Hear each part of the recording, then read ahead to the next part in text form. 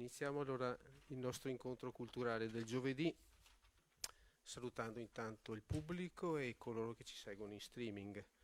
E un saluto ovviamente va anche ai nostri relatori, al maestro Marco Fedalto e al professor Paolo Troncon come rappresentante questa sera della Diastema Editrice.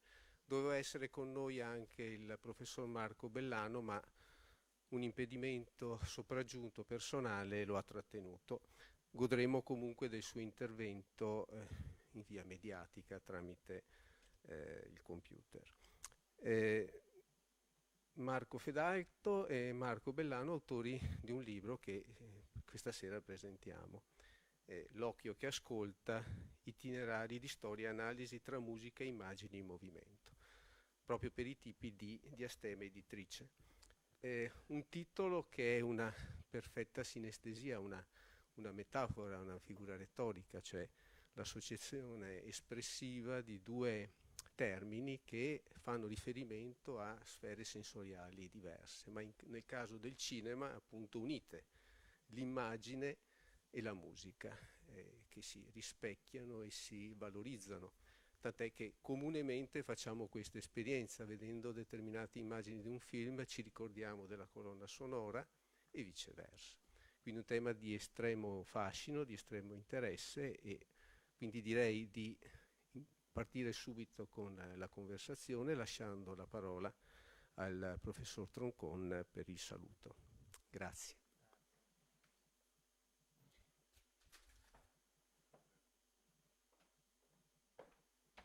Eccoci. Buonasera. Due parole, ecco, sono in rappresentanza della casa editrice di Astema. Ecco, io sono qui, sono fondatore e direttore editoriale, e porto i saluti di Mara Zia, che è la presidente della casa editrice. È una casa editrice piccola, però da 30 anni attiva a Treviso. È specializzata proprio nella pubblicazione di testi di carattere storico e musicologico, ma che riguardano la musica, anche partiture musicali. E da qualche anno anche testi di narrativa riguardanti la musica, con un concorso letterario da Ponte proprio dedicato a testi narrativi, dove la componente musicale è una parte importante, insomma. Questa sera, appunto, come si diceva, parliamo di questo testo, e devo dire che da quando il cinema, insomma, è stato inventato, no? Si dà questa data del 1895, insomma, la musica ha assunto col passare del tempo sempre maggiore importanza e anche autoconsapevolezza. Questo testo è un testo che riteniamo possa essere significativo, perché avvicina sia un pubblico amante della musica, anche non professionalizzato in senso musicale, per capire un po' le dinamiche che avvengono all'interno di un film e sul ruolo della musica, sia anche gli studenti che da qualche anno proprio possono diplomarsi, possono approfondire l'argomento facendo uno studio professionale come compositori di musica per film. Infatti il maestro Fedalto, che ha curato la parte analitica, nel libro troverete delle analisi accurate con delle partiture, però la parte analitica è perfettamente comprensibile e leggibile anche da un pubblico che non è professionista musicale. Al contempo un lavoro di grande sistemazione musicale con partiture, pagine e pagine di partiture.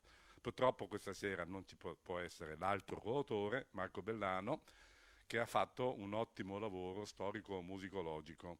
Ecco, entrambi sono musicisti, sia pensatori che esecutori. Il bello della musica è anche questo, che chi lavora in questo campo non lavora solo in un singolo settore, quindi sono diplomati, direttore d'orchestra, addirittura poi musicologi, quindi numerose competenze che confluiscono in un testo che sicuramente può portare un aiuto alla migliore comprensione di questo fenomeno.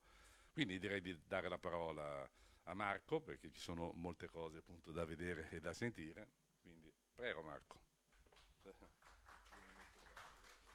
Grazie Paolo, grazie al direttore Paolo e grazie a Fondazione Cassamarca per averci invitato, per essere ospiti e anche per sopperire, diciamo, le mancanze che ai problemi tecnici tipici, insomma, dell'ultimo istante.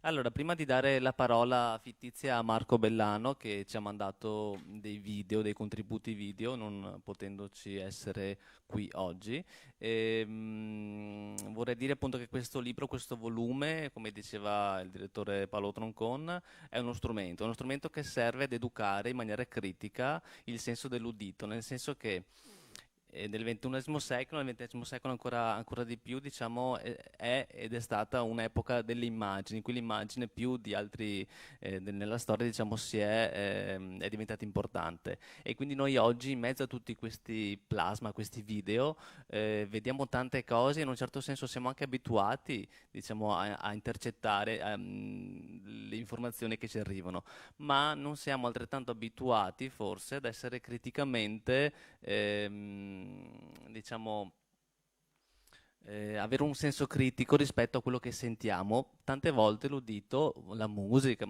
ad esempio parlando di un film, a parte il dialogo, ma c'è anche la parte rumoristica, oltre a quella musicale, ci sovviene con grande enfasi, ma solitamente non abbiamo gli strumenti, almeno parlo anche per me, per la mia vita personale di musicista, che servono a diciamo, capire meglio, eh, a, diciamo, a difendermi in un certo senso da alcune cose musicali che non sono di gran valore piuttosto che da altre, quindi anche capire meglio in profondità la musica. Quindi è uno strumento vero e proprio che serve sia dal punto di vista storico ma anche da quello musicale per comprendere di più e più a fondo, in una maniera molto anche semplice se vogliamo, l'audio per gli audiovisivi. Darei quindi la parola a Bellano, a Marco Bellano, con il contributo video numero 1, se è possibile. Adesso lo mandiamo, così anche lui dà il primo saluto.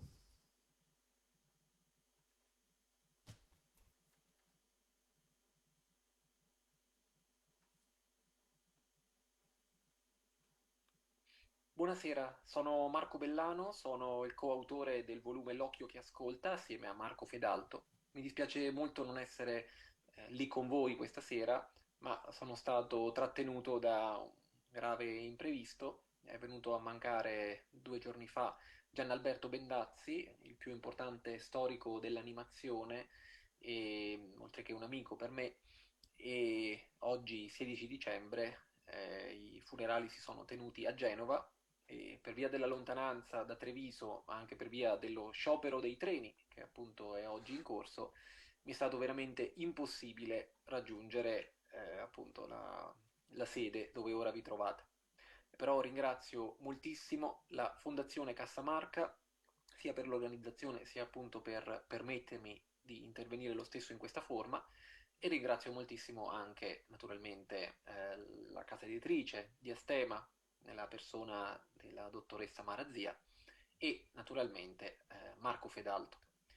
È un libro, L'occhio che ascolta, che ha una genesi che parte da lontano, perché è da almeno 5 anni che Marco Fedalto ha avuto l'idea di sviluppare questo studio, e tra varie vicissitudini siamo giunti alla meta quest'anno, nel 2021, quando abbiamo presentato per la prima volta il libro terminato nello spazio Regione Veneto dell'Hotel Excelsior al Lido di Venezia durante l'ultima mostra del cinema.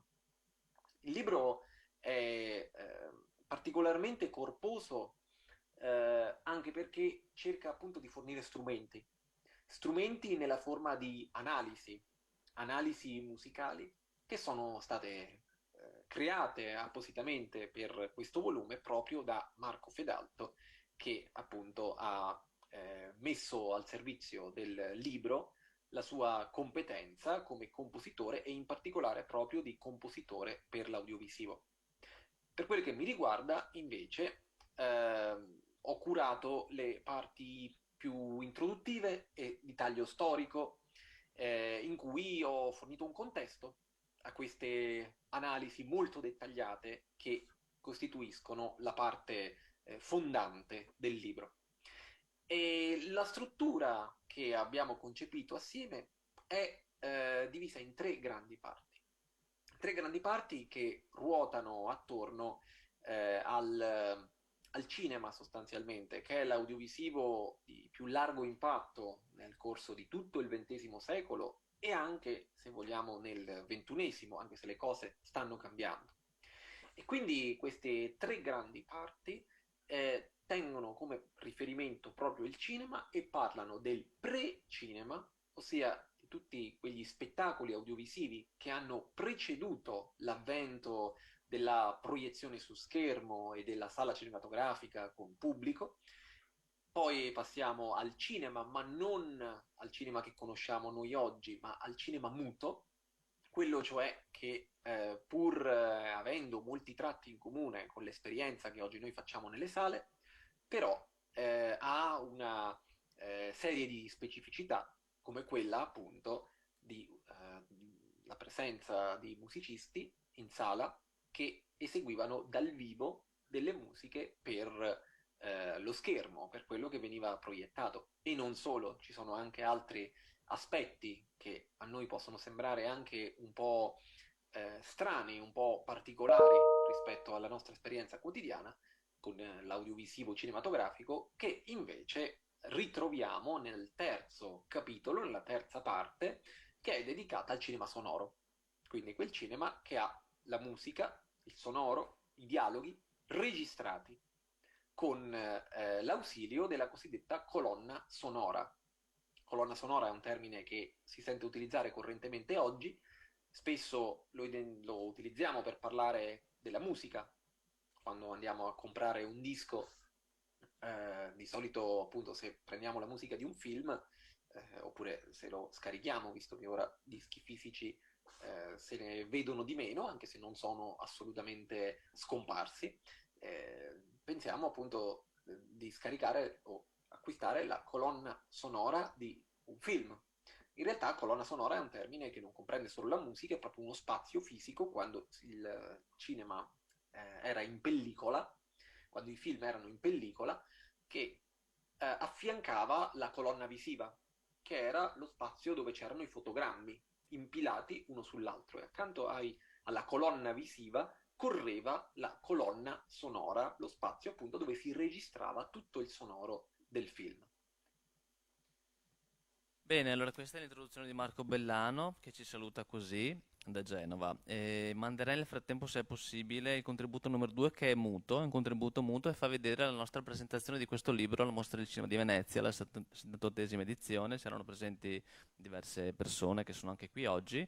E perché abbiamo presentato lì questo volume? Perché è il frutto di tante mani, non è solo la casa editrice, io e Marco Bellano assieme che abbiamo concepito questo volume, ma ci sono anche delle sigle che sono afferenti al mondo del cinema, diciamo, e dei comparti che comprendono il cinema. Cioè il cinema di oggi sostanzialmente era l'opera dell'Ottocento, era una grande macchina che dava da lavoro, insomma, che contemplava al suo interno molte professionalità, e quindi ci sono anche qui, diciamo, tanti compartimenti che dialogano tra loro, lavorano, cooperano per un unico fine. Solo per ricordare appunto che questo libro appunto ha avuto la sua nascita grazie al CINIT, e quindi era presente in questo momento che vediamo allo Spazio Regione Veneto, il Centro Italiano Cineforum. Poi c'era la CMF, di cui faccio parte io e altri compositori, che è un'associazione di compositori di musica per film con base a Roma. Il maestro Morricone, finché era vivo, era il presidente onorario, dopodiché è passato a un'altra persona ora, del direttivo. Però diciamo anche loro dal loro canto, diciamo, pongono l'accento sull'importanza della musica in generale, non solo del compositore, della figura del compositore, ma anche della musica, della colonna sonora, quindi che ci sta dietro, che ci sta sotto, ma che a volte traina l'audiovisivo.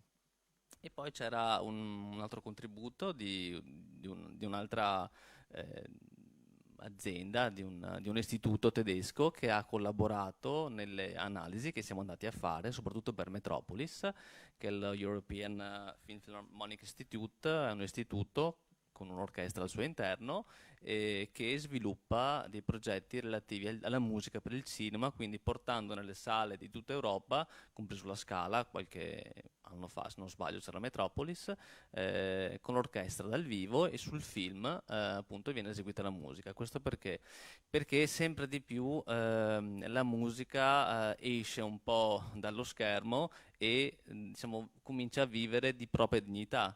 Ovviamente deve essere una musica che ha un certo tipo di valore, quindi nel caso di Morricone o di altri compositori il valore intrinseco musicale c'è e pertanto può vivere anche nelle sale da concerto, non solo in quelle cinematografiche. Bene, andrei veloce anche sul prossimo punto, così diciamo, andiamo a sviscerare un po' i capitoli che vanno a comporre questo piccolo puzzle letterario. E il prossimo contributo riguarda di Marco Bellano, sì, ce l'abbiamo, sì, siamo sul terzo, se non sbaglio, riguarda il precinema, cioè iniziamo a capire cosa vuol dire precinema, perché come diceva il direttore Troncon prima, sì, c'è una data abbastanza conosciuta che è il 1896, ma vediamo cosa dice Mellano, la parte storica, dopodiché ne parleremo più tardi della parte musicale. La prima parte del libro, come si diceva prima, è dedicata al precinema. È un mondo vasto e complesso che si spinge indietro nel tempo per secoli, letteralmente, anche se chiaramente gli spettacoli che realmente hanno anticipato il cinema sono decisamente più recenti. Di cosa si sta parlando? Ma si sta parlando di tutti quegli spettacoli ottici che avevano a che fare con proiezioni di luce che erano per esempio la lanterna magica, che fu inventata a metà del XVII secolo, ma poi anche degli spettacoli che erano adatti a contesti come quelli appunto degli intrattenimenti degli ambulanti nelle piazze, come il Mondo Nuovo, che era appunto questa grande scatola che al suo interno aveva dei panorami che potevano essere visti attraverso delle lenti.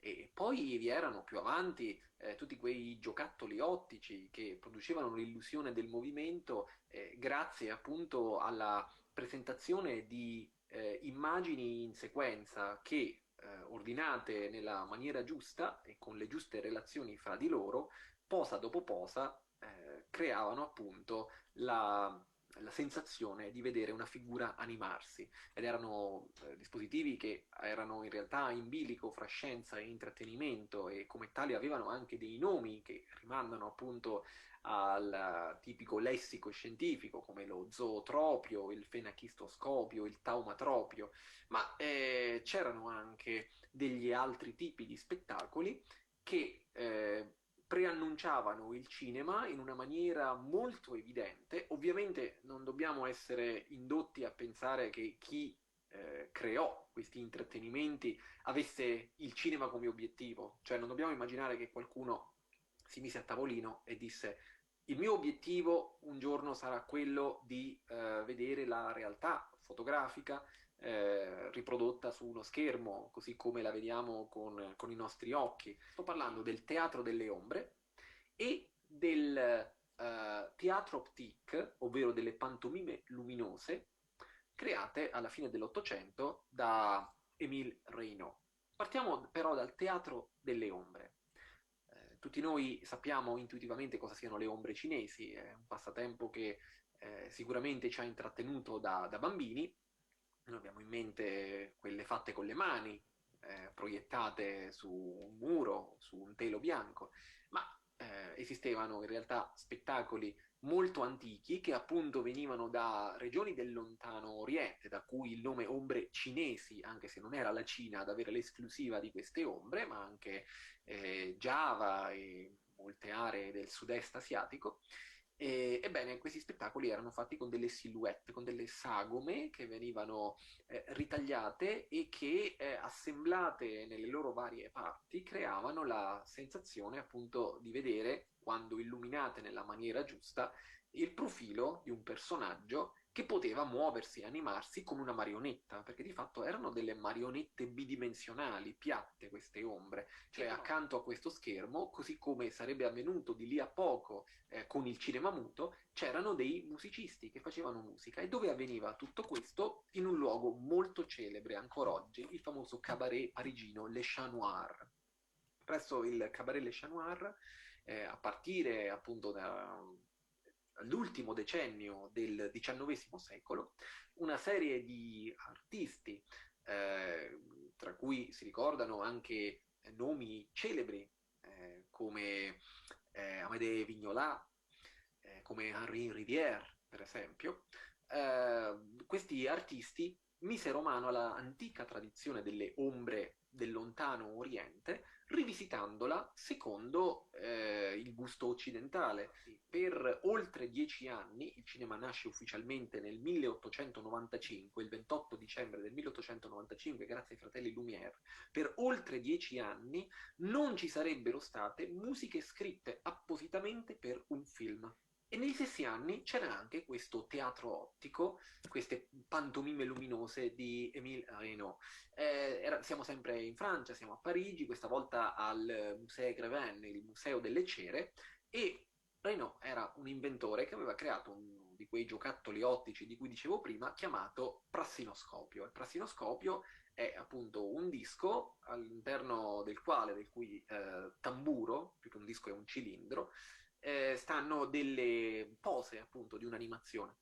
Al centro del cilindro sta un prisma sfaccettato di specchi. Facendo ruotare il disco e guardando dentro il prisma si vede un'animazione ricomporsi. Ecco, Reynaud ha avuto l'idea di ingigantire il dispositivo, di collegarlo a una serie di lanterne magiche, quindi di proiettori, a un sistema di specchi, e di fatto ha reso possibile proiettare i cicli di immagini, che stavolta non erano più sul tamburo esterno di un cilindro, ma erano su un supporto che ricorda in maniera sorprendente la pellicola cinematografica, un nastro su cui sono riportate le pose dei personaggi disegnati, quindi sono disegni animati a tutti gli effetti, che venivano da un sistema di specchi poi proiettate su un grande schermo, e un'altra lanterna magica separata proiettava gli sfondi, così era possibile avere sfondi più personaggi animati e si aveva una piccola scenetta di qualche minuto che poteva venire accompagnata dalla musica. E infatti questa è anche l'altra grande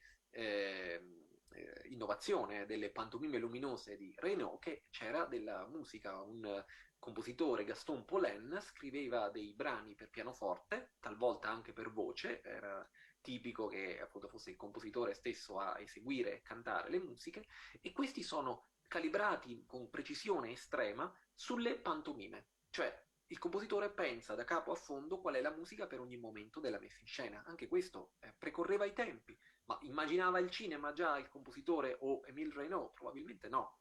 Anzi, non avrebbe voluto nemmeno immaginarlo, perché purtroppo con l'avvento del cinema le pantomime luminose caddero in disgrazia e nel 1900 Émile Reynaud decise di distruggere tutto il suo lavoro. Se ne salvarono solo un paio grazie a suo figlio, e oggi è da quelle che riusciamo un po' ad avere un'idea di come fosse lo spettacolo. Si sono salvate anche le musiche, e lì vediamo il lavoro certosino di sincronizzazione tra la pantomima e la musica stessa. Grazie anche a dei titoli che sono riportati sulle partiture siamo in grado di comprendere più o meno come doveva andare la storia, anche dei titoli perduti. Quindi è una storia che è meno semplice di quello che sembra, ma che è appunto affascinante, e la musica ci aiuta a capire molto, come nel caso appunto di Reynaud delle pantomime perdute, che proprio la musica ci svela nei loro contenuti. Bene, allora questa è l'introduzione di Marco Bellano per quanto riguarda il precinema. Ora vediamo tecnicamente cos'era questo artisticamente, anche cos'era questo precinema. Abbiamo preso degli esempi dal Museo del Precinema, che sta proprio a Padova, dove anche tra l'altro Marco Bellano vi lavora e ha collaborato moltissimo, e vediamo cosa poteva vedere, che tipo di cinema poteva vedere una persona più di un secolo fa. Allora, adesso vediamo se riusciamo ad avere i contributi. Questo siamo il contributo numero 4, lanciamo adesso il numero 4, sì. Allora, vediamo le Sphinx. Le Sfingi è uno spettacolo, non si può dire cinema, è proprio uno spettacolo del 1896 sulla musica e testo di Georges Fargerol e vediamo cosa poteva essere il cinema all'inizio. Poteva essere un'aria d'opera, certo, perché no? Siamo comunque in pieno post-romanticismo operistico, per cui questa è un'aria d'opera. Con strumenti finti, ovviamente, fatti oggi.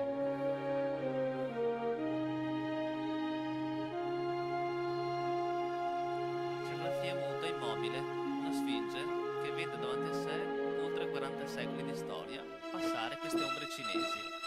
Ecco le ombre cinesi. Questo era uno spettacolo che vedevano i nostri antenati un secolo fa alle Chateau Noir a Parigi. E questa è un vaudeville, è una musica quasi da cabaret, da café chantant, che appunto andava di moda nelle serate di divertimento di quel di Parigi. Quindi immaginare questa musica suonata dal vivo, cantata, con i cimbali che suonano.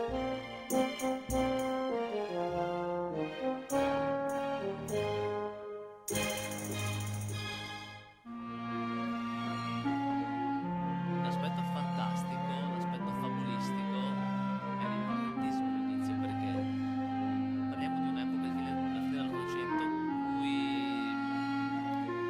c'erano molti affabulatori e sagre paesane erano un po' i cinema di oggi, la gente andava lì per divertirsi e quindi gli imbonitori, gli affabulatori trovavano ogni escamotage possibile per sopravvivere. E quindi anche la musica, che abbiamo sentito poco fa, aveva questo aspetto dal punto di vista armonico, con queste modulazioni un po' distanti. Questo è un piccolo valzer. Siamo nel campo della musica da ballo, quindi non c'è la colonna sonora che oggi intendiamo, non c'è una cosa fatta apposta per quello spettacolo, c'è un mix di tanti generi diversi. Questa ad esempio è una fanfara, una sorta di marcia militare finale.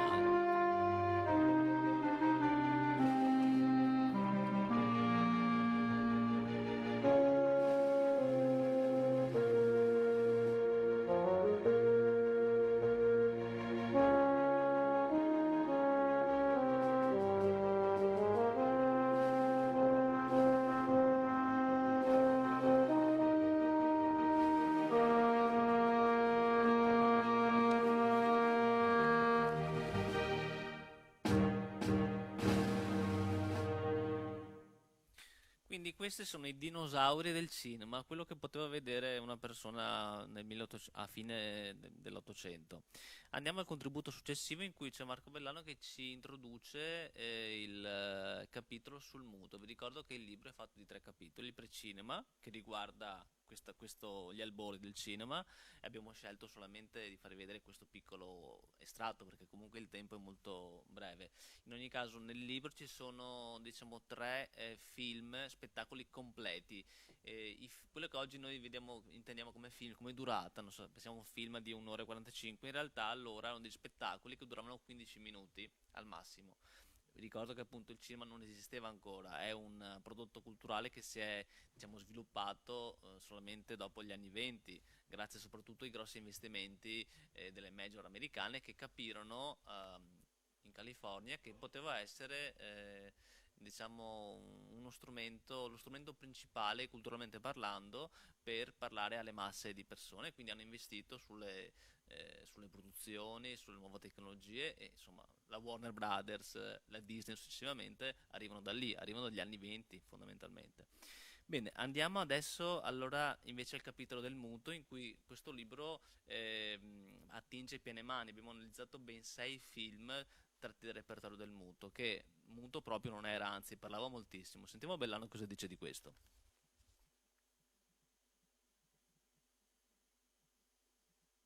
Nella seconda parte del volume si incontra il cinema e in particolare la sua prima fase, detta cinema muto. In realtà È difficile dividere nettamente in fasi la storia del cinema, sono delle divisioni di comodo che facciamo per orientarci, per avere delle linee guida di massima, ma in realtà non è che il cinema muto fosse un mondo e poi quello sonoro improvvisamente abbia cambiato le carte in tavola. Un po' sì, ma non in maniera così immediata e radicale come possiamo immaginare. Possiamo dire che sono esistite tre grandi modi di fare musica per il cinema muto e quello di comporre la musica da capo a fondo è soltanto uno di questi e forse quello meno praticato. Paradossalmente, perché ci sembrerebbe che appunto l'idea del cinema è legata alla nascita del compositore cinematografico e appunto alla così, professionalità di un creativo che studia un film e crea appunto una partitura destinata alla proiezione. E non è così, invece, non è così, perché prima di tutto vi era questa improvvisazione di cui ho parlato nel precedente intervento, ma era un'improvvisazione per modo di dire, nel senso che non dobbiamo immaginare il musicista per film come qualcuno che si mette al pianoforte accanto allo schermo e guardando il film inventa una musica lì per lì. Non era così. Si trattava di musicisti che in realtà avevano una formazione a volte classica, a volte meno, che però avevano un loro repertorio, quindi potevano eseguire dei brani che già conoscevano. Allora, quando venivano messi di fronte alla necessità di suonare per un film, estemporaneamente guardavano le immagini, capivano al volo più o meno l'atmosfera, magari romantica, drammatica, triste, allegra, e cercavano di proporre una musica che avesse le stesse qualità. L'evoluzione e lo sviluppo di questo è la seconda strategia, che era quella della compilazione, cioè qualcuno, stavolta sì, si mise a tavolino e disse vediamo di stendere una scaletta, brani di repertorio, benissimo, però decidiamo prima quali sono e magari mettiamolo a disposizione dei musicisti pubblicando queste compilazioni su delle riviste, diciamo, delle pubblicazioni che appunto venivano messe in vendita. La cosa partì in America a partire dal 1909 circa, quando appunto si cominciarono a stampare su riviste specialistiche come il Moving Picture World queste compilazioni in cui per un film di nuova uscita si indicavano i brani più adeguati e quindi il musicista di turno, comprando la rivista, poteva leggere cosa suonare, andarsi a cercare gli spartiti e procedere. E quindi io potevo prendere uno di questi repertori, il più importante, uscito nel 1927, l'Allgemeines Handbuch der Filmmusik, che tra l'altro tra i suoi autori e curatori aveva anche un italiano, Giuseppe Becce, originario di Lonigo, quindi in Veneto, in provincia di Vicenza, che poi è diventato uno degli artefici delle musiche più importanti che siano state compilate e adattate per il cinema espressionista tedesco.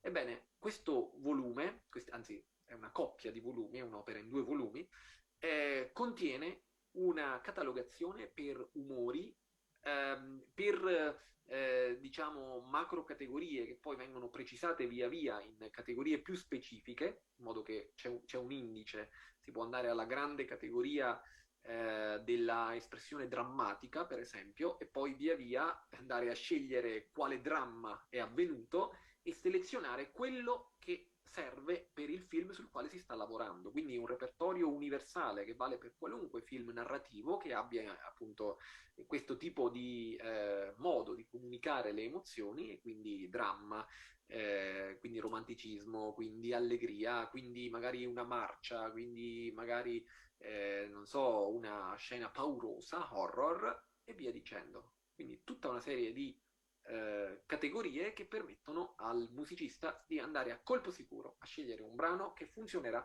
senz'altro con quel tipo di scena. Ma siamo nel 1927 quando arriviamo a questo punto e per quell'epoca erano già nate le musiche scritte invece appositamente.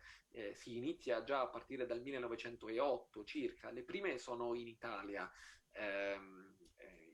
I compositori italiani sono i primi ad avere questa accortezza di scrivere delle musiche fatte appositamente per il cinema, però il primo grande nome che veramente dà una svolta al modo di concepire la musica per il cinema e per l'audiovisivo è Camille Saint-Saëns, compositore francese fondamentale che nel 1908 scrive la musica per L'assassinio del Duca di Guisa, un film storico della Film d'Art, questa casa di produzione francese che lavorava su eventi storici messi in scena con rigore a scopo celebrativo ed educativo.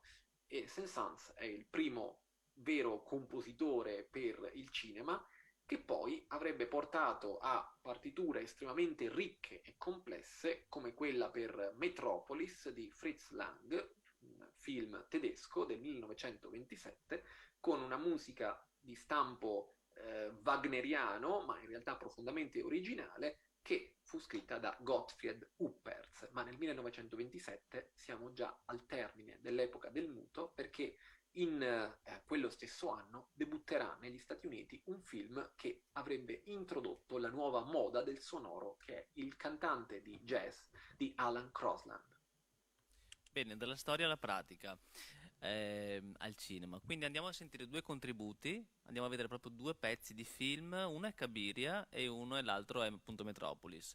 Dunque, Cabiria, se non sbaglio, è il 6, però aspetta un attimo prima di mandarlo. Dunque, non so se qualcuno di voi ha mai sentito il nome di questo film Cabiria. È del 1914 ed è il più grosso film obiettivamente italiano mai fatto. È stata una produzione galattica, un colossal. Tanto è vero che fu appunto, fu collegato al nome di Gabriele D'Annunzio, il quale fece proprio il nome. Portò il musicista che fu il Debrando Pizzetti, quindi diciamo un grosso film, il più grande film mai fatto in Italia, è un film muto con una grande musica e musica di Manlio Mazza. Allora, prima Marco Bellano ha parlato delle compilazioni, sì.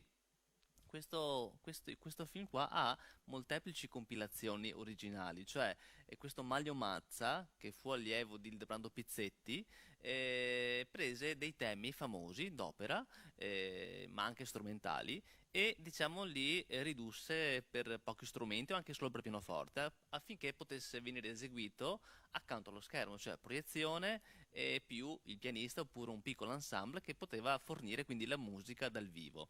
Però era una musica scritta, non era una musica improvvisata come qualche anno prima. Questo cambia molto, nel senso che al di là dei gusti, diciamo, che ognuno di noi ha musicali, però c'è una grande differenza, perché mentre quando improvvisi, diciamo, non è detto che ad ogni esecuzione, ad ogni serata hai lo stesso livello, lo stesso risultato. Quando invece la musica la scrivi, sai che bene o male puoi avere una serata, no, voglio dire, succede ad un musicista che suona, però diciamo che la resa più o meno è sempre la stessa. E infatti qui, diciamo, Manlio Mazza, che compose queste compilazioni, adesso ne sentiremo un po', si è diviso il lavoro col suo insegnante, che fu appunto il Debrando Pizzetti, che fu nominato a sua volta, suggerito anzi da Gabriele D'Annunzio, il quale appunto ha fornito un testo che venne poi musicato da Pizzetti per la scena del Moloch. Bene, andiamo a questo contributo in cui sentiamo una musica strumentale adattata per pianoforte dell'Orfeo di Gluck sotto queste scene. Sentiamo.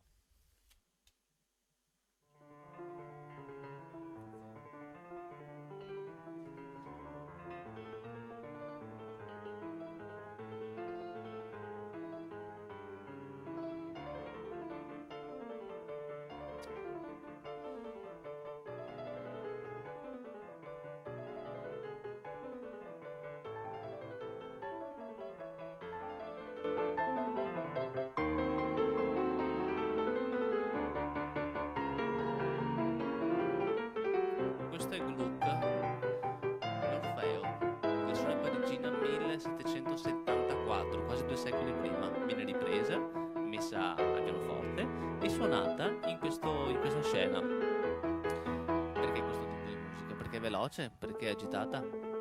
E quindi quale cosa migliore per una scena in cui c'è questa signora sulla vostra sinistra che si chiama Croessa, che è la nutrice di Cabiria, la piccola Cabiria che è stata rapita e portata a Cartagine, e quindi c'è una sensazione di agitazione, di pericolo. Sulla destra vedete Maciste, sulla sinistra invece c'è Batto, che è un soldato romano che poi risolverà la faccenda ritrovando nel finale la piccola Cabiria che era stata sottratta ai propri genitori.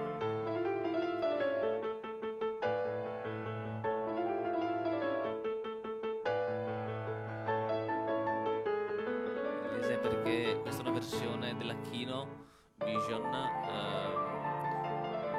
casa tedesca e inglese che ha curato appunto questa versione.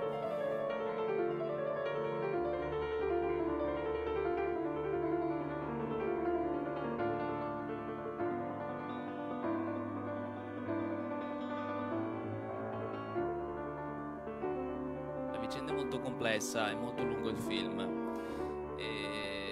Infatti appunto parliamo di Colossal, però per farvi capire un po', una pausa, si può mettere in pausa. Dunque, quindi dalla compilazione di Manlio Mazza, che fece semplicemente un prestito da una musica di 2 secoli prima, la mise per pianoforte, cercando di sottolineare questa scena un po' diciamo così di pericolo. Pensiamo invece a una musica originale scritta apposta. Questa è una cosa molto importante, è proprio la chiave di volta che ci porta a oggi, perché oggi ci sono dei compositori che fanno della musica nuova. Perché fanno i compositori? Perché appunto partono da questa concezione per cui c'è bisogno di una musica nuova da applicare all'immagine. Ecco che il Librando Pizzetti scrisse questa Sinfonia del Fuoco, che poi lui, diciamo, non volle rendere pubblica questa composizione perché si vergognava, nel senso che siamo in anni, un secolo fa, in cui comporre per il cinema voleva dire essere un compositore di serie B. Anche oggi ogni tanto lo è, onestamente, però diciamo che un secolo fa un compositore riconosciuto come il Debrando da Parma, detto da Parma in realtà Pizzetti di cognome, molto famoso, nessuno voleva vederlo diciamo a comporre della musica per le immagini, per questa cosa un po' triviale. Le cose sono molto cambiate, però diciamo che lui si vergognava. Infatti diciamo, il regista fece una successiva versione 20 anni dopo e gli richiese nuovamente questa musica variata. Insomma, c'è una storia dietro abbastanza anche curiosa nel rapporto tra il regista e il compositore, perché questa dicotomia diciamo, fa intuire anche differenti, diciamo, posizioni di partenza, però diciamo che il rapporto non è semplice, e questo qui, e questo nel caso di Cabiria si capisce un po' la difficoltà di dialogare tra i due, perché Pizzetti ad esempio compose questa scena senza vedere il film, e compose questa cantata lirica per baritono, coro e orchestra con 12 viole, che è ora depositata al Museo del Cinema di Torino, però senza avere nessuna accortezza di quelli che erano i tempi proprio scenici del film, perché snobbava questo lavoro. Ma siccome i soldi erano tanti e lui, come insomma, faceva gola avere quell'onorario lì, allora ha deciso di comporre questo pezzo. Sentiamolo, è un pezzo sinfonico di grande impatto per questa scenografia che è unica nel suo genere e da cui molti film americani presero le mosse. Questo è il Moloch, è la facciata di questo tempio in cui vengono gettati i bambini alle fiamme come rito sacrificale. Ecco, magari forse nessuno di voi ha visto questa scena, però tutti quanti noi abbiamo visto Indiana Jones nei Templari, eccetera. Ecco, Spielberg prese esattamente da questa scena del film appunto italiano di Giovanni Pastrone, e quindi da lì prese le mosse per fare la sua scena, diciamo, sacrificale, ma questa è l'originale, sentiamola.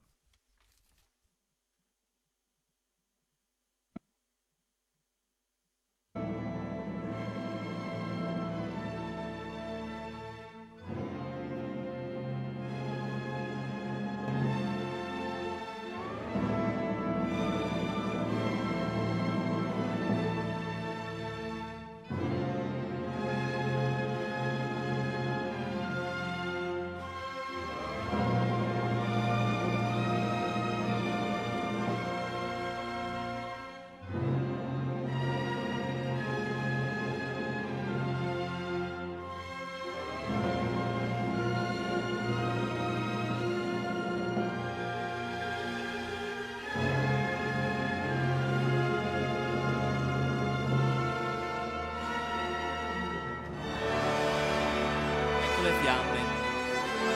Questo era il manifesto originale del film.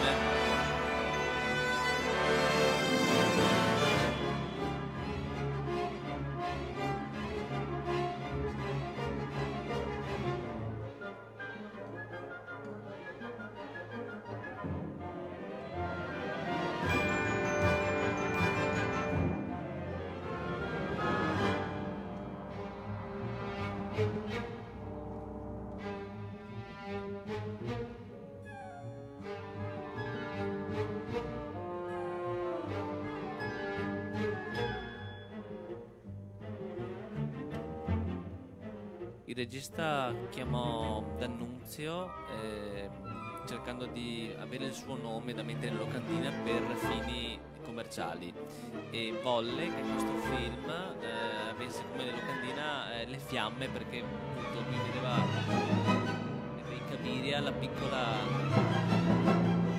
bambina bruciata viva con queste fiamme in questo tempio.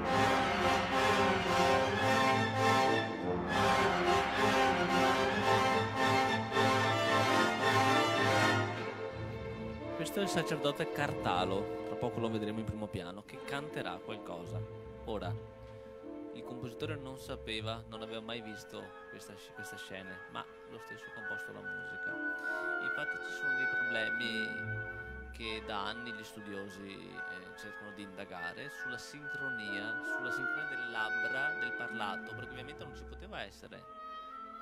Anche qui siamo in un'epoca, nel 1914, in cui vedete, lui canta ma non c'è, è un film muto, la musica sì, ma un film è muto. Tuttavia la musica contiene delle parole cantate da un baritono, perché questa è una cantata per orchestra, baritono e coro, ma non c'è il sincrono, perché appunto questo era un problema dei tempi che poi si è risolto solamente 12 anni dopo, quando arrivò l'avvento del sonoro, in cui c'era il sincrono delle labbra dell'attore con quello che noi sentiamo.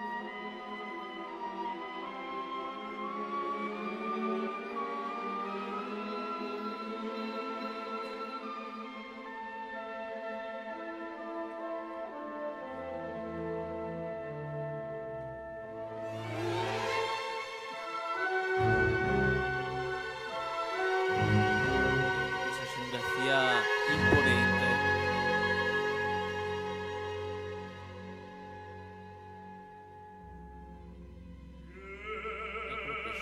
Arriva il baritono a cantare, non c'è sincronia, non si sono capiti allora e mai si capirono anche dopo diversi incontri.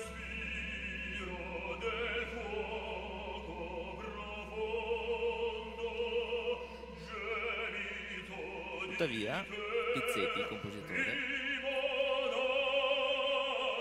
quando compose la musica per Scipione l'Africano 30 anni dopo, capì che aveva sbagliato e quindi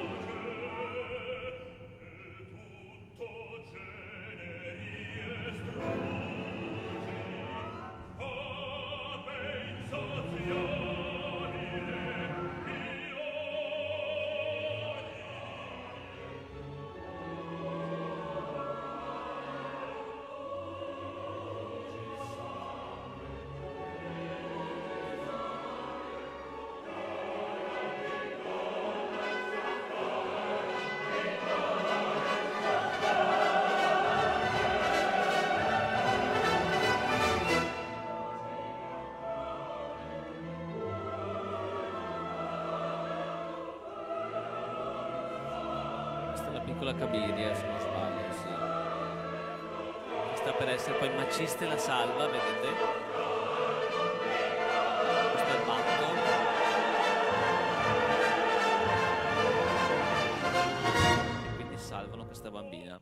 fiamme. Ecco, questo è il primo momento in cui venne scritta veramente una musica da un autore importante, e che creano pochi problemi anche nelle varie esecuzioni, perché ovviamente voi pensate, avere un'orchestra così di 62 elementi per ogni proiezione, non si poteva fare. E quindi anche qui è nato, diciamo, un filone che riguarda le trascrizioni, gli arrangiamenti di temi importanti, che appunto vanno a ridurre l'organico e che permettono quindi al cinema un po' di prendere sempre più piede nei paesi, nelle città. Cioè, ci sono le grosse città in cui si potevano finanziariamente affrontare spese per un'orchestra che poteva dal vivo suonare, ma ad esempio questo poteva succedere, che ne so, a Francoforte, a Parigi, ma che ne so, magari in Emilia-Romagna o a Rovigo non era possibile questo. E allora cosa facevano gli impresari teatrali e poi cinematografici? Commissionavano queste riduzioni pianistiche, ma anche per pochi strumenti, che in un certo senso imitavano, emulavano, simulavano quella musica scritta apposta dal compositore, però diciamo con spese molto molto minori. Ora andiamo al prossimo contributo, che è Metropolis, che è il vero caposaldo del cinema muto. 1927, Fritz Lang, musica di Gottfried Huberz.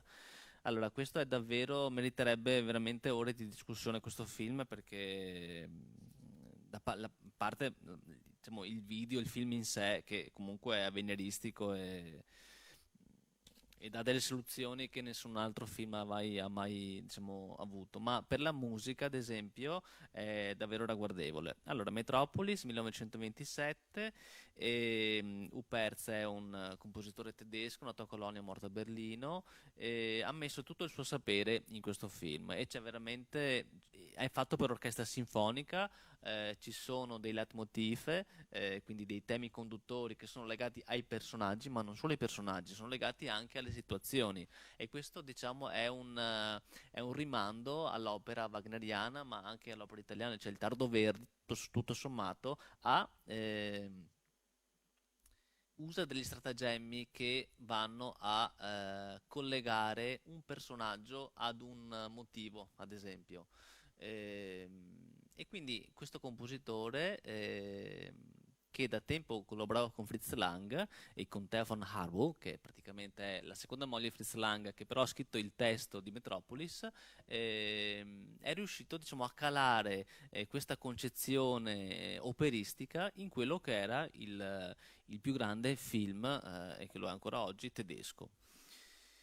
Che dire, il film è diviso in tre parti come un'opera: Auftakt, Zwischenspiel e Furioso, cioè vuol dire introduzione, secondo tempo, e Furioso è il terzo. Ecco, ripeto, qui ci sarebbe veramente moltissimo da dire, però ho scelto solamente alcune clip molto significative per farvi comprendere un po' il lavoro che è stato fatto.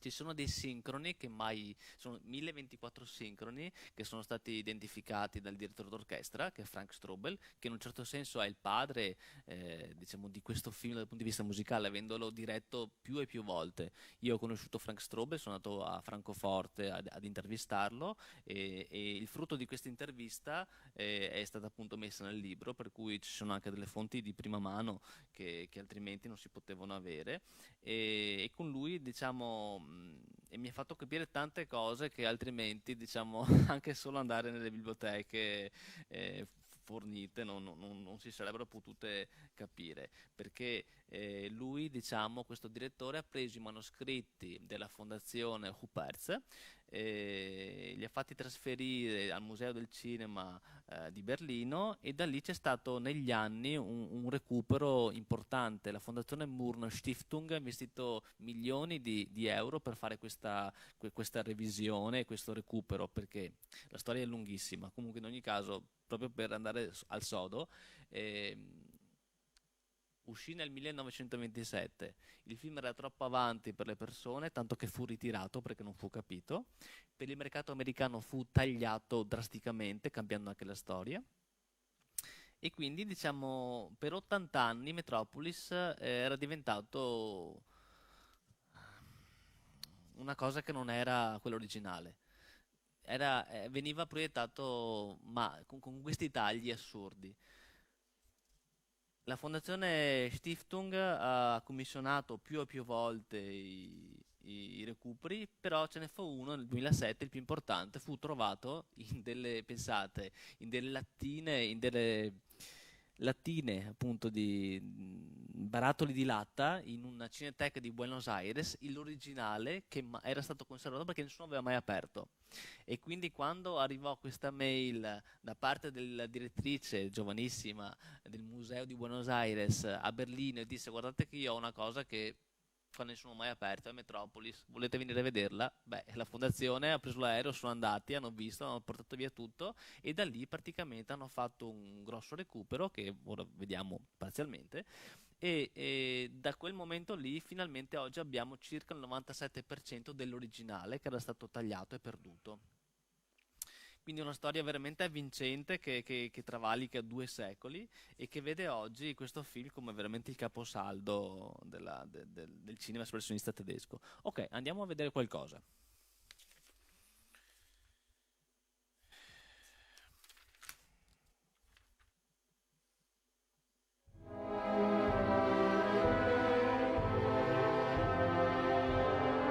Masse di lavoratori nei sotterranei di Metropolis.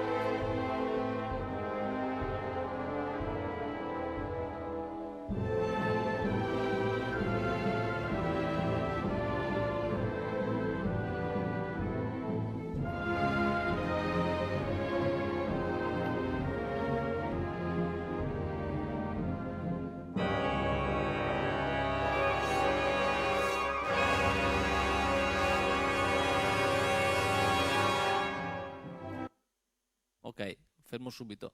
La musica procede per piccoli passi, armonicamente ha delle particolarità che proprio trasmettono la fatica di questi lavoratori che stanno sotto la città e che lavorano come fossero degli schiavi. Ecco, diciamo il significato politico di questo film è evidente, cioè da una parte abbiamo la grande città sfavillante fatta di signori e dall'altra parte invece sotto abbiamo gli schiavi, gli operai che senza nessun tipo di diritto vi lavorano notte e giorno e quindi c'è un aspetto sociale lancinante. E quello che avete visto adesso, questo quella cosa lì, si chiama sirena in accordo, è l'accordo che il compositore usa per sottolineare questa sorta di campana, insomma, di cosa che suona, che serve ai lavoratori per dire ok, dobbiamo ritornare al lavoro. Quindi è proprio una sorta di incubo che loro hanno quando sentono questo oggetto sonoro.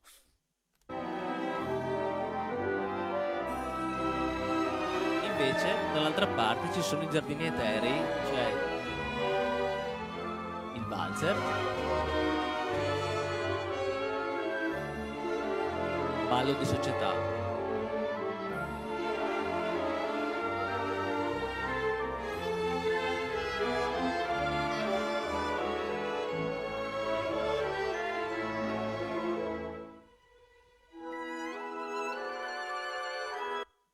Ok, allora succede che Maria, la protagonista del film, è una donna che sta nei sotterranei, a un certo punto si perde, va in superficie e vede questo uomo che è il figlio del padrone della città. E qui c'è un amore a prima vista e quindi il compositore cosa fa?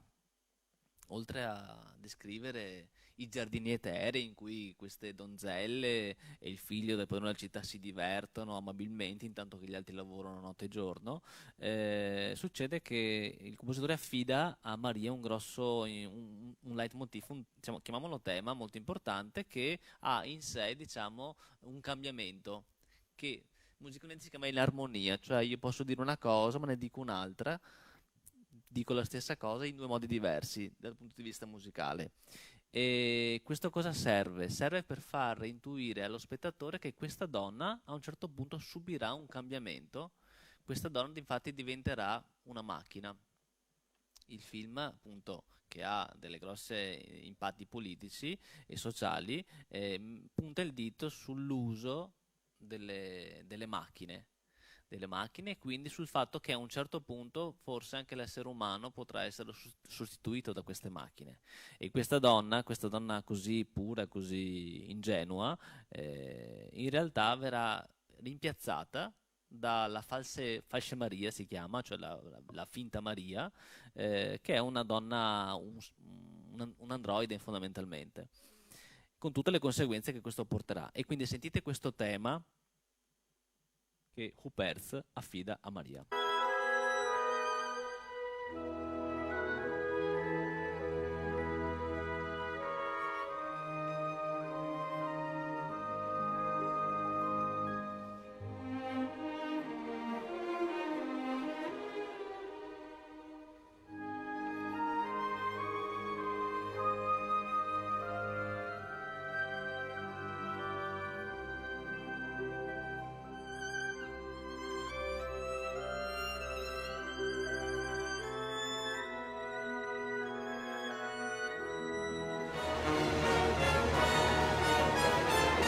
Le cose qua si succedono molto velocemente. Passiamo da un pezzo all'altro del film. So che ve lo sto rovinando, però potete comunque guardarlo con calma e comprare il DVD o Blu-ray, insomma, comunque vale davvero la pena. Ma oggi andiamo di fretta e quindi diciamo cerchiamo di vedere anche pezzi molto distanti narrativamente parlando. Qui abbiamo il Moloch, quindi ritorna la scenografia che abbiamo visto nel cinema italiano del 1914. Cosa fa Fritz Lang? Non era scemo, ha visto il film italiano, ha detto ma perché non posso usare anche io questa scenografia? E infatti l'ha usata, copiata proprio uguale, ed è il Moloch, è sempre lui, solo che è la macchina centrale che gestisce tutte le altre macchine dove questi lavoratori sono costretti a lavorare notte e giorno. Questa macchina ha uno scoppio, pensiamo del fatto che in questi sotterranei succedessero degli scopi, quindi morissero gli operai, era una cosa all'ordine del giorno, cioè era normale che la gente morisse, ma nessuno rivendicava nulla perché tanto erano semplicemente degli schiavi, secondo la visione capitalistica imperante. E quindi sentiamo il tema del Moloch, che musicalmente, non solo anche lo vediamo visivamente, ma anche dal punto di vista musicale va a riprendere quello italiano. Quindi c'è una sorta di ponte dal 1914 al 1927 in cui dall'Italia alla Germania c'è un collegamento importante sia nel video che nell'audio.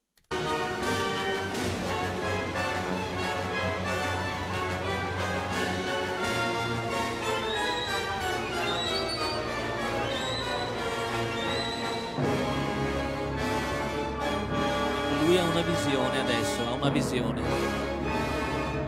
Il mostro.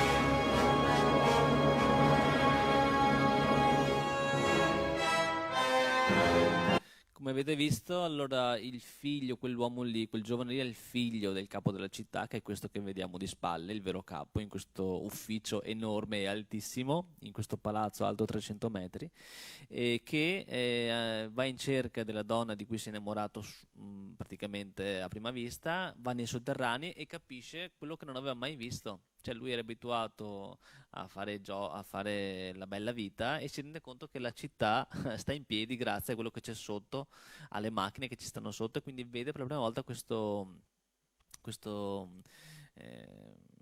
realtà e ha questo sogno, e quindi vede il Moloch, questa macchina centrale che si trasforma in un mostro che inghiotte gli operai, e da lì appunto le cose cambiano. Invece questo è il tema di Joe Fredersen, che è il padre. Questo tema musicale nel libro l'ho sviscerato per bene, insomma, se poi voi avrete modo di darci un occhio, è palese, diciamo, il lavoro che il compositore ha fatto, musicale intendo, sui temi, perché da questo tema, da quello di Joe Fredersen, dipende tutto, cioè come Joe Fredersen è il capo della città, a spese che dopo dopo vi dirò meglio, nel senso che lui ha dovuto tradire i suoi collaboratori pur di essere lui il capo, però il tema che lo identifica è fondante di tutti gli altri temi secondari, cioè tutto ciò, tutta la musica che descrive la città, i lavoratori e altre cose dipendono da questa musica, che è una musica, una sorta di marcia con delle armonie particolari, di quarta eccedente, secondo bemolle, quinto. Se qualcuno di voi mastica un po' musica sa di cosa parlo, ma comunque è così particolare che da lì, diciamo, la musica è germinata per descrivere tutto il resto.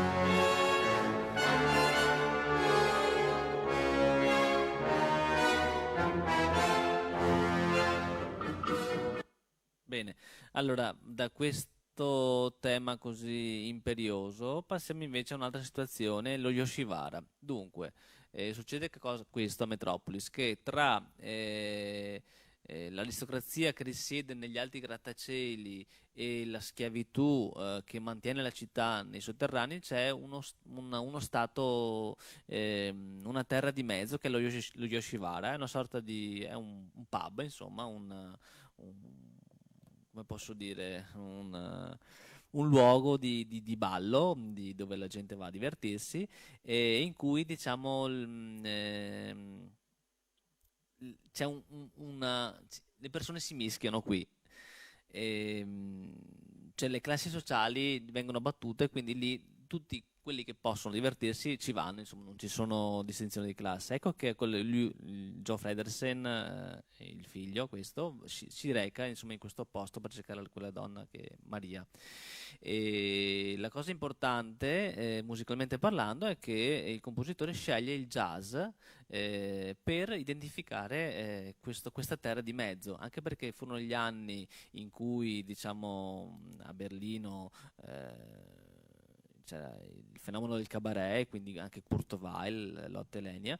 Pertanto, diciamo, mettere il jazz, gli stilemi del jazz, del foxtrot, per descrivere questa terra di mezzo era la scelta più opportuna. Sentiamone un po'.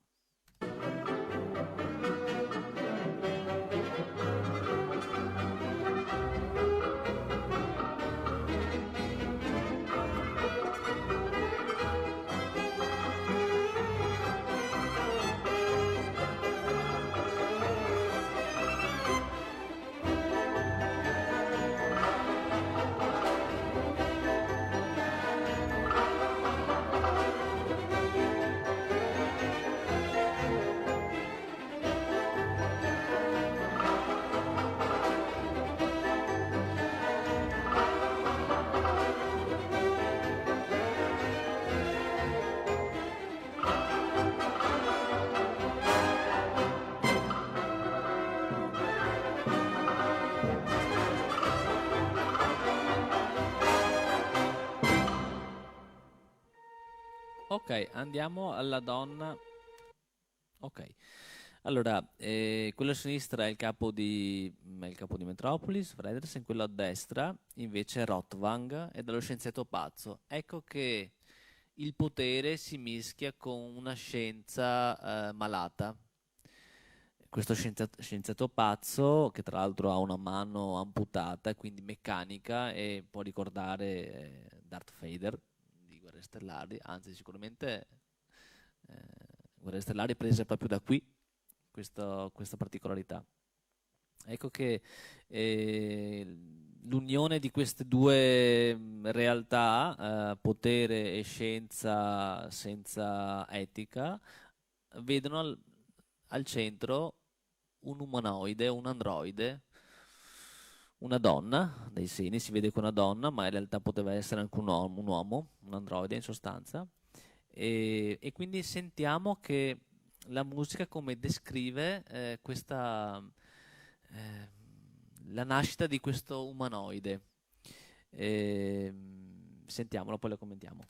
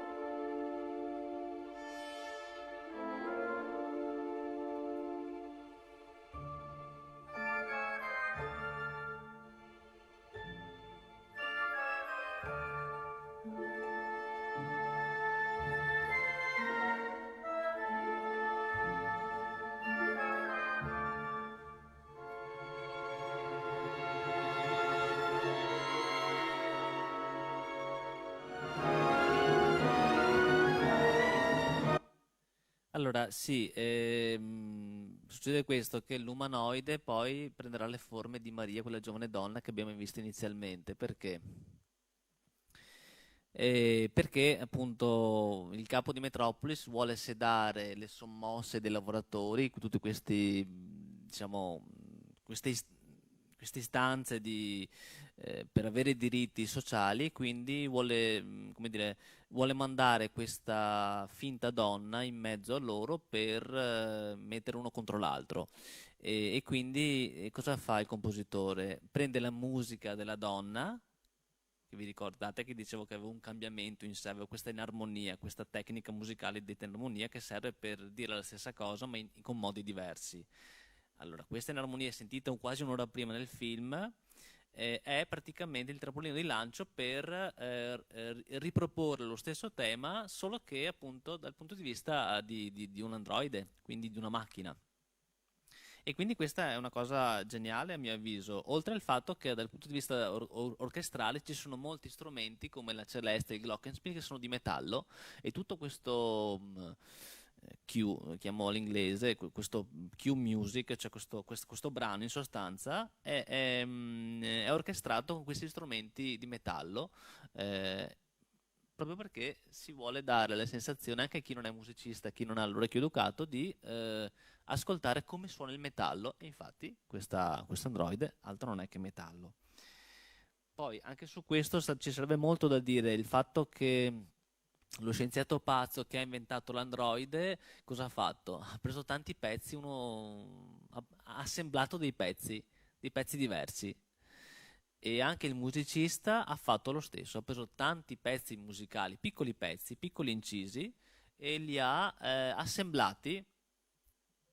Adesso, così su due piedi non si può capire bene da dove li ha presi, perché dovreste vedere il film e dovremmo parlarne per ore, ma diciamo fidatevi un po' di quello che vi dico, cioè loro questi pezzi li ha assemblati e ha fatto questo temino, questo cue.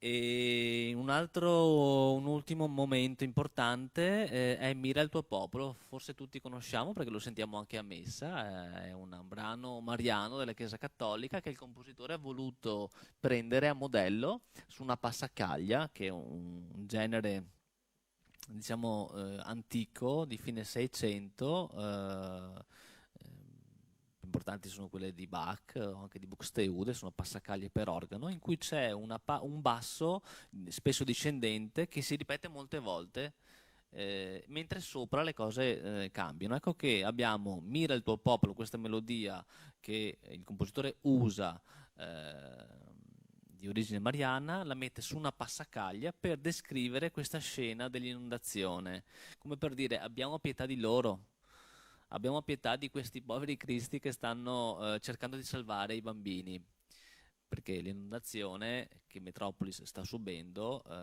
coinvolge, mi pare, 500 bambini, non sono figuranti, non come oggi che le vengono disegnate al computer. Cioè Fritz Lang ha voluto 500 bambini per girare queste scene dal vero. Andiamo a sentire Mira il tuo popolo.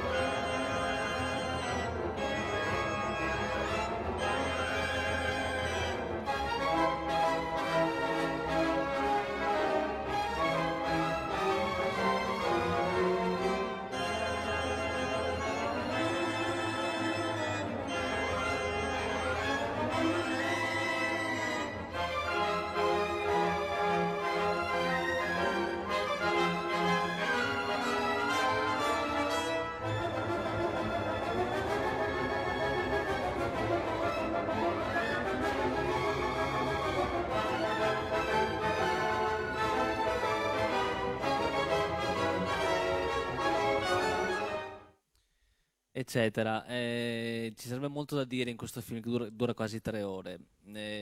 Comunque questo chiuderebbe il secondo capitolo, che è quello del cinema muto. Dunque, è già tardi, vedo, sono le 7:30. Se volete, in amicizia, ci diamo appuntamento ad un'altra volta e finiamo il capitolo sul sonoro, che ha dei capolavori come Jules Jim della Nouvelle Vague, piuttosto che Hitchcock che abbiamo analizzato, piuttosto che Takeshi Kitano, perché mi rendo conto che le cose da dire sono tante, e anche stando stretti, un film così ad esempio meriterebbe veramente 2 o 3 incontri solo proprio su questo, perché ha un valore così profondo, diciamo, musicalmente, socialmente e anche sulla storia del cinema, che veramente in poco si rischia di dire, di fare confusione, insomma. Comunque direi che possiamo fare un'altra volta. Cosa dice il dottor Fontana? Sì, allora ci aggiorniamo per la seconda metà del libro, che come sapete, come avete visto, è grosso, ha quasi 600 pagine, quindi insomma, se voi avete anche piacere di leggere qualcosa, la prossima volta ne parliamo e lo fidiamo. Grazie.